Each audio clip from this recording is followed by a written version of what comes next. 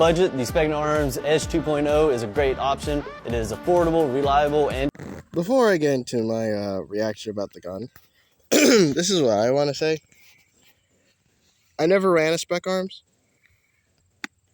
I might want to, because some of the body styles are actually pretty cool, and I know that I don't know if this gun can be shipped unless it's from Evike, or can we get it from Nashville, or whichever the case may be, if we have to pay shipping and handling and all that. Number two, I want to say that's an ingenious idea that comes with components to swap out, or whichever the case may be, due to the fact that airsoft guns cannot be coming with batteries anymore due to the hazard charge, as I've learned through my year through Newbury Paintball and Airsoft while working there. I forgot what the fee was and all that, but that's why they stopped sending batteries with the airsoft guns. I never knew about this until like last year or the year before, so there's a good lesson for there. If you're gonna substitute the battery for all the extra parts, I'm down for it. It's probably one of the best options ever.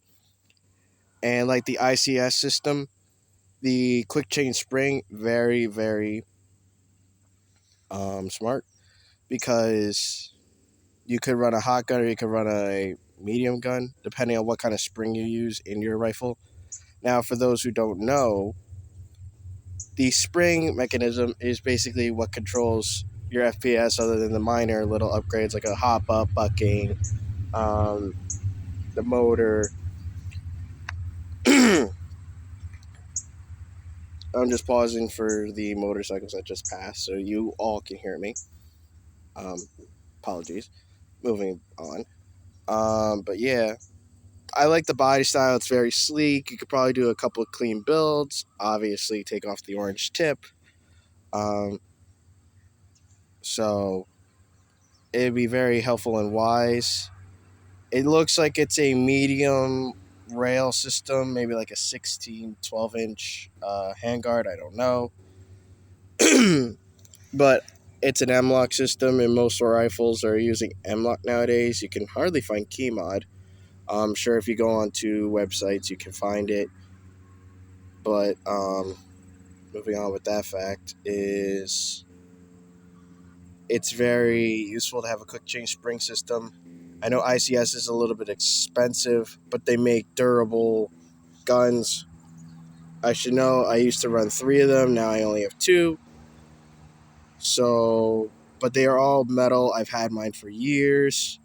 Hardly really goes anything wrong with them. And as I've said in other videos, you just take care of your stuff. If you take care of your stuff, it serves you well throughout the years. Whether you want to throw more AEG parts, whether you want to throw a P-Star in it or an engine, that's really up to the other person's thoughts or consume or whatever. But me personally, if I could grab one of those guns, or if I was sponsored enough to actually get one of those guns sent to me, like that'd be freaking great, because then I would just probably do a review on my own, like some of the big names out there. My friend name's Nico, Fatal Kelly, or I say Femtel Airsoft, Unicorn Leia, Jet Desert Fox, Kicking Mustang, like some of the big brands that I'm personally like a respectable fan. I mean, Nico's my boy. Like, we're not on like, let's like, hey man, let's go out for drinks and all.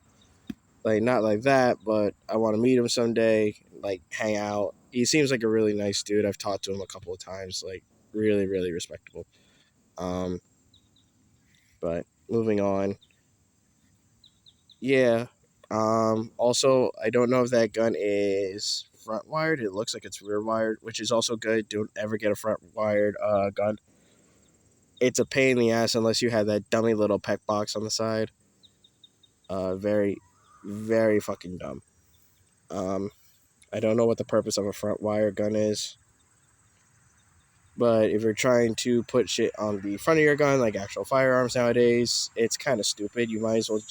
And you're going to have to, unless you know how to take apart the whole entire gun, run the wires from the front to the back, threw the buffer to the stock. I'm sure that's a pain in the neck for all my techs out there. I can't judge, but yeah. Um, but yeah, trying to get back outdoors. Airsofting at Zulu. I know there was Operation Benghazi. Hopefully, I will attend next year. Like I said, it's been kind of rough for me, and you know, hopefully, I'll get to go at least to Striker HVA soon. HVA is redoing their field. For those who don't know, if you're in Carmel, New York, or like in my area, go to HVA, Hudson Valley Airsoft. They do have basically a building that if you have over, I think, 11 people, it is called the TAC House, which is used to train special forces and SWAT.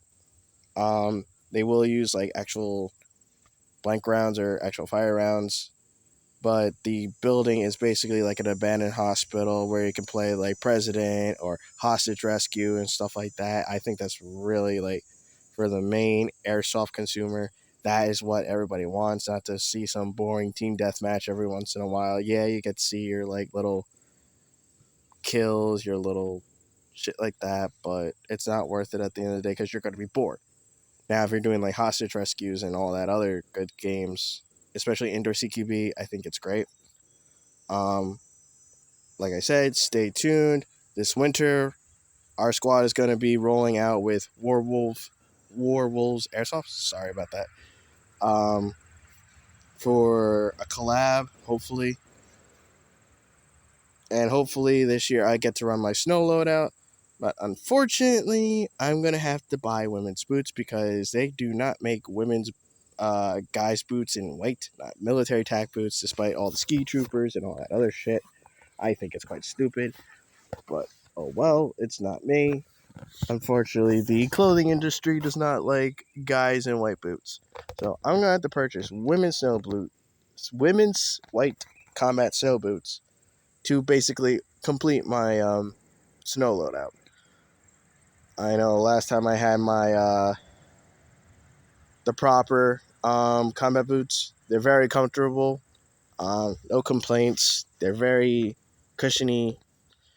They're like light on the feet. They're good for airsoft. They're good for actual military. The only thing I will say with proper, some boots last like up to 3 years and others last to 2. But I'm not complaining because that kind of saves me money. And if you get like, let's say the ICS or the Specna Arms, you're kind of saving yourself money because not all guns come with its own quick change spring system. No, other guns come with really like the programmable triggers that you can do, like how you do a FCU or the Gate Titan or a MOSFET in general. Not all of them come with that. You're going to have to put that in. You're going to have to purchase it and install it if it comes pre. It may be like a pretty penny, maybe like $300-$400, but I say it's well worth it. Plus, all the attachments you want to put onto it, it's interchangeable depending on what rail system you have. If you have the M-Lock, good for you. If you have the key mod, you're kind of shit out of luck. I already had a modified key mod rail for my co-captain Smoking Scout, and we made it into an M-Lock luckily, so yeah. But just want to take the time to appreciate the Specna Arms. Really good looking gun. I'm sure its performance is well matched. I'm still an ICS user to the end of the day, but I might purchase a Specna Arms pretty soon. I don't know. But stay tuned, folks. I hope you enjoyed this little inside on my opinions. And this will be posted on my YouTube, so go check that out. Enjoy the rest of your day and have a good one. And hopefully I'll get a haircut soon so I don't look like a fucking 30-year-old mess. I don't really look my age anyway, so yeah. Peace out. Enjoy this bright, sunny fucking day. I'm in East Bumblefuck Nowhere. This is Dominion Commandos signing off.